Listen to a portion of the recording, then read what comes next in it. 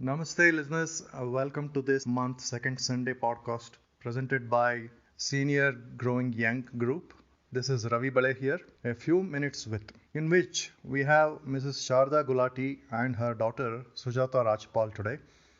They had collaborated to produce a simple autobiography story of Gulati's not simple life in a most turbulent period and violent region of the modern India right at its birth.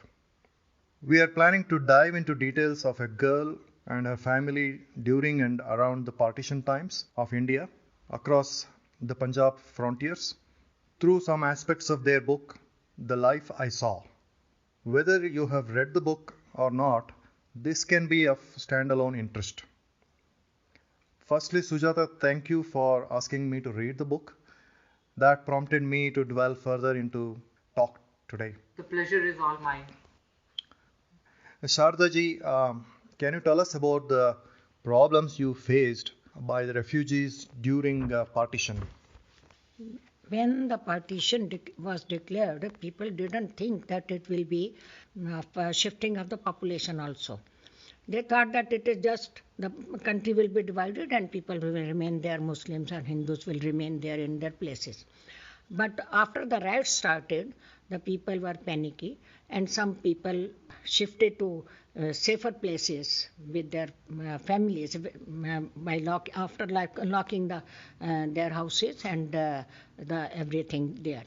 And some of them, or rather all of them, could not return to take their belongings from there, and they were left here with nothing.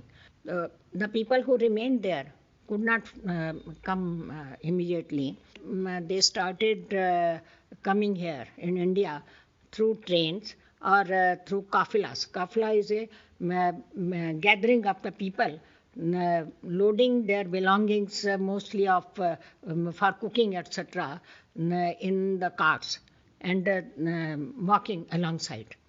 So they faced many difficulties in the way. They had to stay there somewhere in jungles for rest and having food. Some of them were killed there. Girls were abducted. Children were lost. Many things happened there in the way. And who reached here safe in India, they were penniless. They had to manage somehow by purchasing with a little money from some things from market and in a bulk, and then selling on the roadsides and making their livelihood for that. The people who came here in trains, they were living people, but when they reached their destinations, many of them were corpses. These were called blood trains. They were kept in camps. Camps were established in open places and in schools and colleges. Most of us have heard of the refugee camps, but you have experienced it. What kind of life was it in the camps? People cooked there, ate there. Sometimes who died was lying in the middle of them. People were just going on their routine because they had no choice there. Then camp authorities made for their funeral and dispose of the dead bodies as soon as it was possible. Because there was no other way. The people who were very old could not go to lavatories themselves. They did all these things there in the tents, and what could they do? As per the book, you said your father was the most influential person in your life. Which of his traits influenced you most? My father was a pure, true patriot who remained in British jails for 13 years, not as consecutively. Oh, he was a freedom fighter He was a freedom pre-independence. fighter. Yeah. When he was studying in medical in Agra, then in the last year he found this. He became aware of this movement And then he decided that he will join the movement. And at that time, the medical education was free. But the condition was that the doctors, after completing this education, will join the military to help the British government. But he decided that he won't join the military, and he paid his fees by selling off my mother's jewelry because there were no other money in the house. So he joined that, and he remained. He spent his 13 years of life from pre-independence era in Britishers, and he was too humanitarian, had pain for the needy. That's why he was appointed liaison officer for evacuating the Sargodha people. That was our city. And when people got panicky, he promised with the people, declared that his family will be sent to India when every child, every person of the Sargodha city had gone there. That by only that mode, that was for the general public. So he sent us in November, end of the November, to India, and we boarded us to the train, last train coming to India from Sargodha. In those days, very few doctors were available in cities, small cities. So he treated the people who could not free and provided for their milk and other diet, which was to be given people. People always. Your father died when you were very young. How did your mother, as a single mother, managed you both so that you successfully had an educational MA in political science, and also you joined in public relations in a very male-dominated sector? That too, you preferred a field job. My mother was a very, very brave lady. She managed the household and reared us, both brother and sister, very, very efficiently, without any extra money. And she always told me that you should stand with your head high. If you are pure-minded, no one will have the evil look on you. So that was the thing. And she wanted me to study after my post-graduation also. She said that if you want to do LLB, so you must do, because I was always from the very beginning, though I had no preferential treatment for my brother, we were equally treated, but I had something in mind that girls are considered inferior. Because in my friend circle, I used to see that people were worried about the marriages of the girls and providing dowry to them. I was always speaking that girls should be treated. So my mother thought that girls can be treated gracefully. They can lead the graceful life if they are educated and on their own. What are some of the big challenges you faced as a woman? I think the people of our era were more considerate about the girls' honor.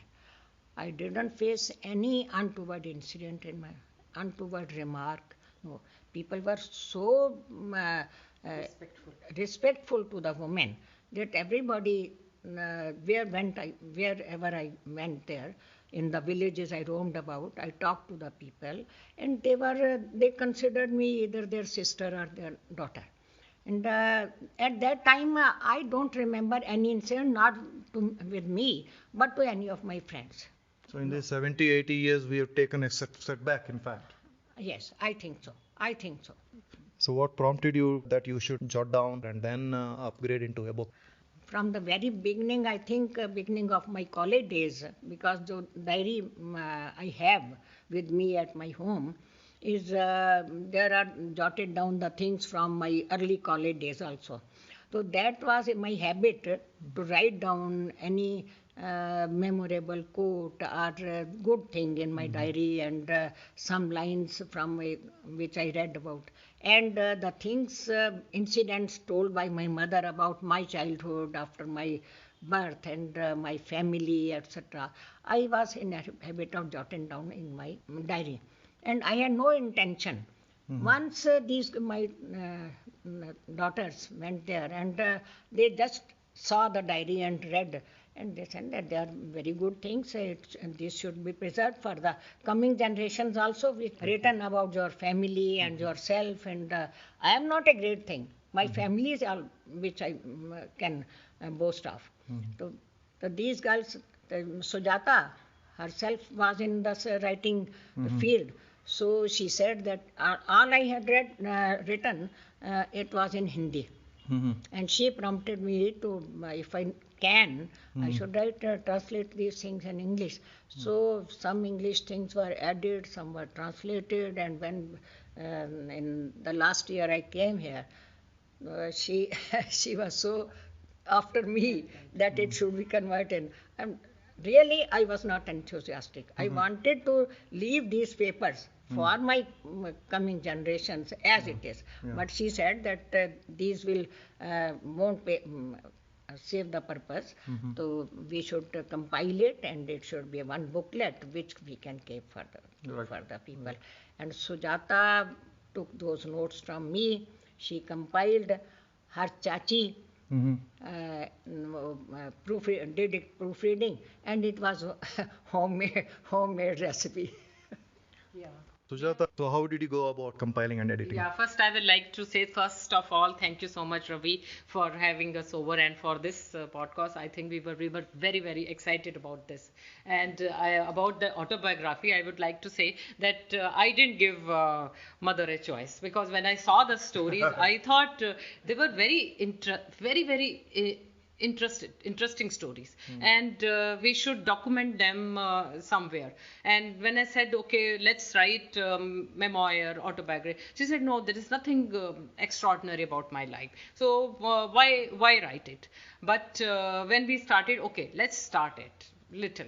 So we started little, as she said that she had everything in Hindi. So I said, you write in English, because for me translating exact everything from Hindi to English would be challenging. So why don't you do? And I would really congratulate her for this, and very commendable that she started reading lots of English novels to improve her written English. And in 1 year, I think she was telling me she read 40, yes mom?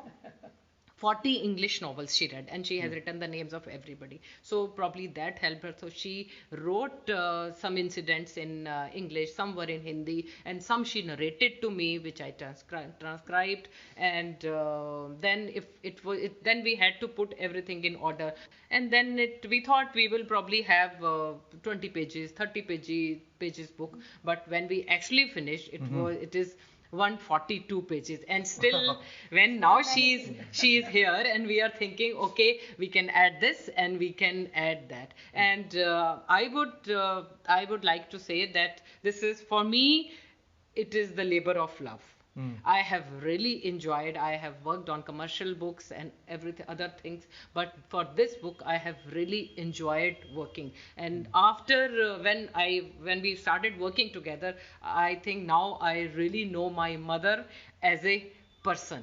Earlier I knew her as she was my mother. Only as a mother. Mother. Now I know her as a person, as a professional, and as a human being. So for me personally, it has been a very rewarding experience, and I would like to, through this medium, I would like to thank her for giving me this opportunity, this privilege of writing her autobiography. Thank you. Thank you both, ladies, Sharada and Sujata. I think the book and your story are inspirational for others who think their life is ordinary. Everybody has a story to tell. They can write it for themselves. Yes. Is itself an achievement. Yeah. Thank you, listeners.